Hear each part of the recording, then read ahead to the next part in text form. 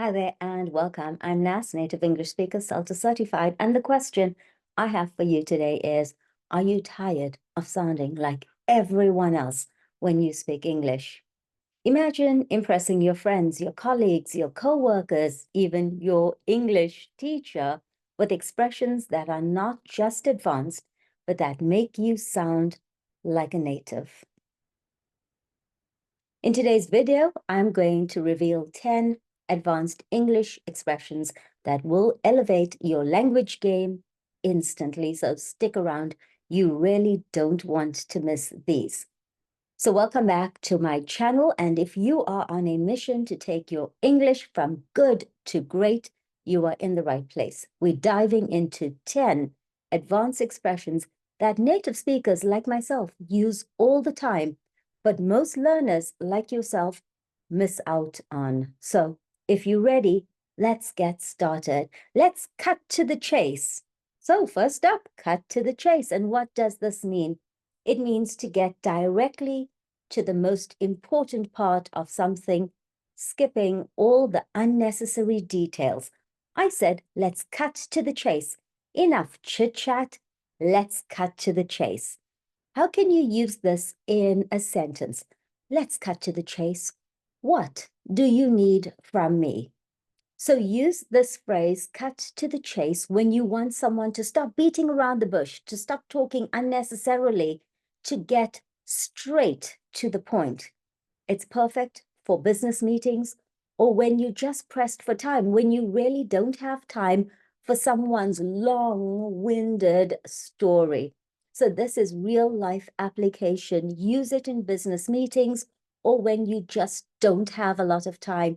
Hey guys, let's cut to the chase. Next up, throw in the towel. This phrase is borrowed from boxing, okay? And it means to give up or to admit defeat. Now, an example sentence, after months of struggling with that old car that broke down every single week, he finally threw in the towel and he bought a new car. So to throw in the towel means to give up or to admit defeat. That old car was never going to change, right? So when do you use the phrase throw in the towel?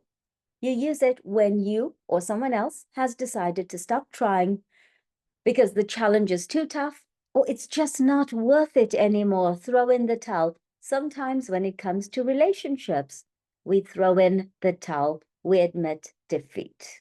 So just a quick question before we move on. Are you already thinking of ways to use these expressions? Then, hey, drop a yes in the comments section if you are. Now, let's keep going. Expression number 3, bite the bullet. Here's a good one, bite the bullet.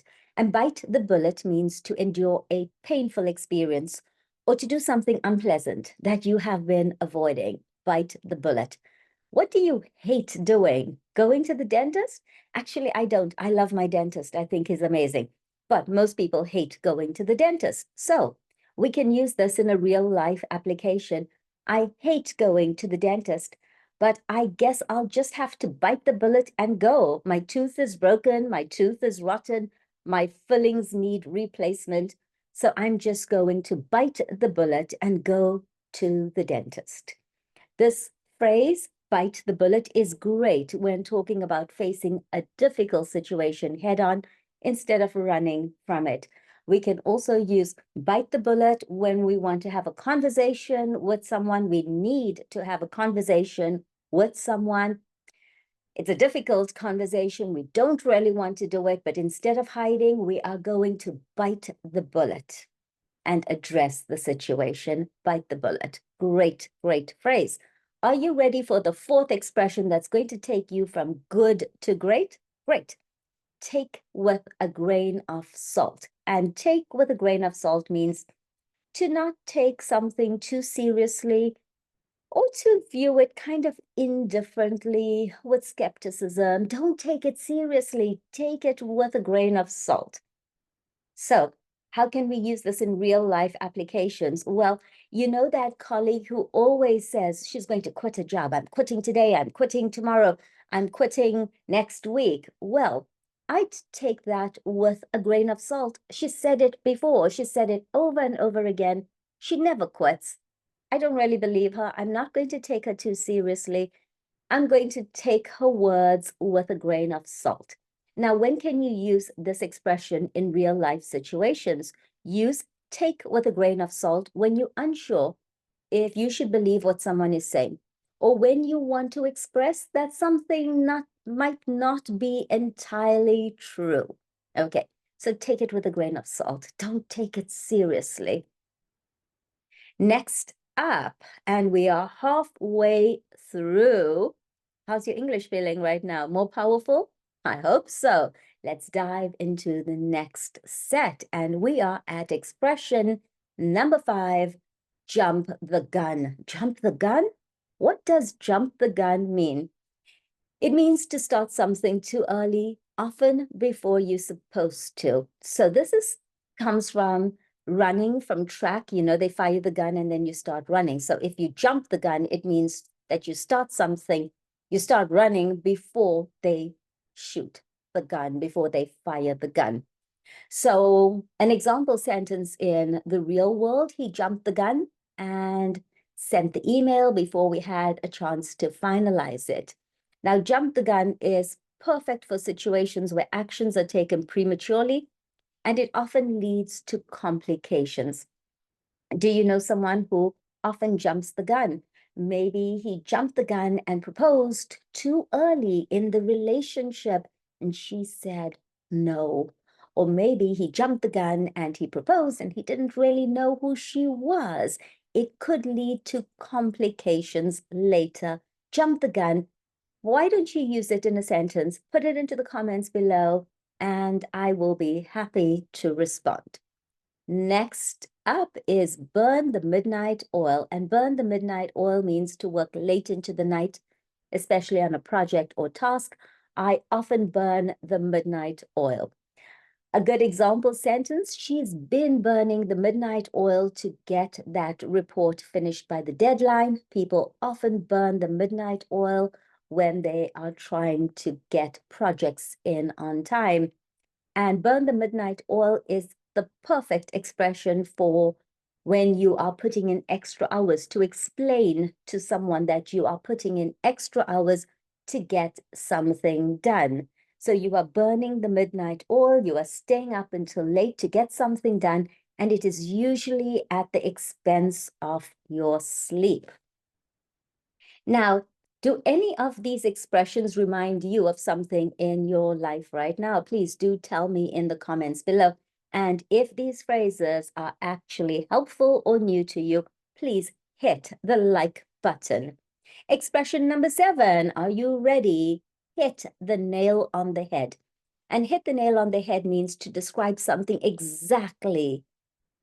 So what is causing a situation or a problem, to really pin it down, to hit the nail on the head, to describe it perfectly.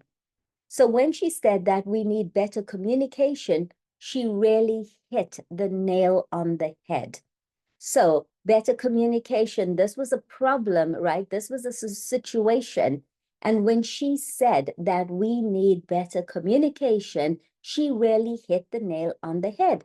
She said exactly what is causing the situation or the problem. So obviously the problem was lack of communication, and she said that we need better communication. She was right, 100% right. She identified the problem. She really hit the nail on the head. And if I say to you, hey, you really hit the nail on the head, well, it's a great phrase for praising you when you've pinpointed the exact issue or solution. So if I say to you, you really hit the nail on the head, it is great praise. It's the perfect phrase to use when you want to praise someone at an advanced level, instead of just saying, wow, that was great, you really understood the problem. No, how about saying, you hit the nail on the head? Ready for expression number 8, break the ice.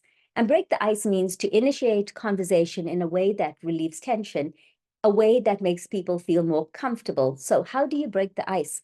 Often you tell a funny story, right?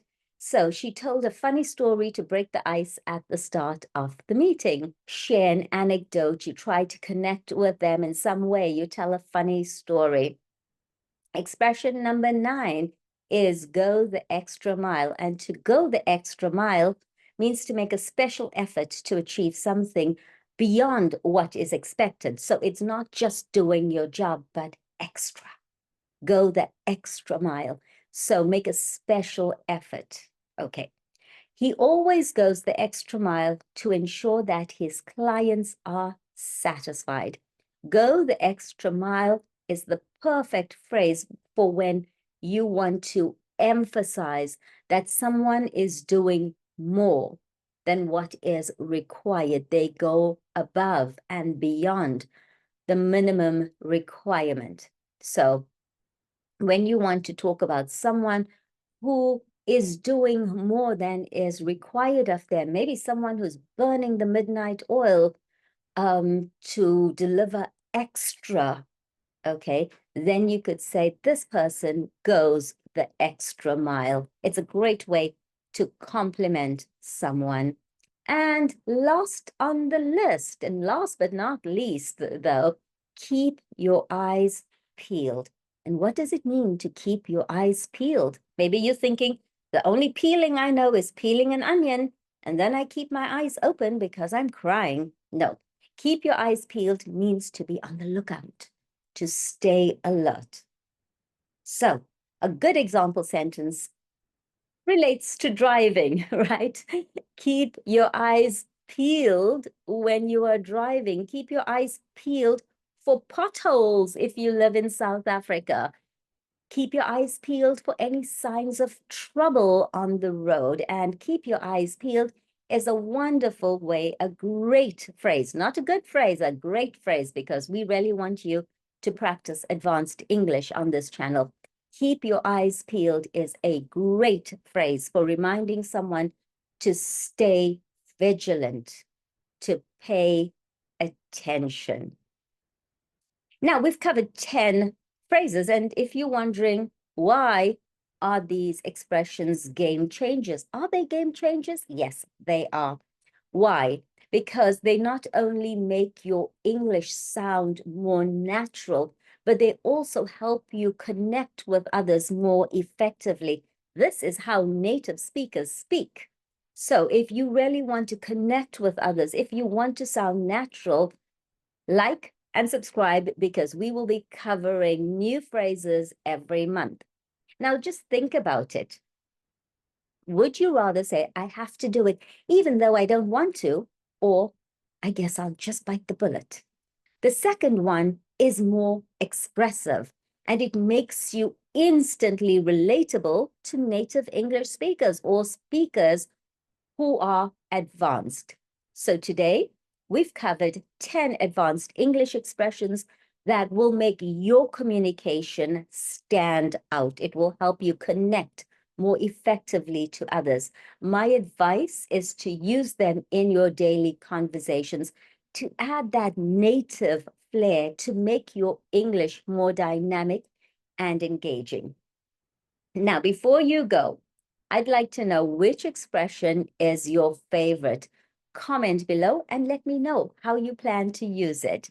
And if you have used it, let me know what was your audience's reaction. But before you go, please don't forget to like and subscribe, hit the notification bell so that you get updated when new videos are loaded. So on that note, thank you for joining me today. I'm your host, Nas, native English speaker and CELTA certified, and it is ciao for now.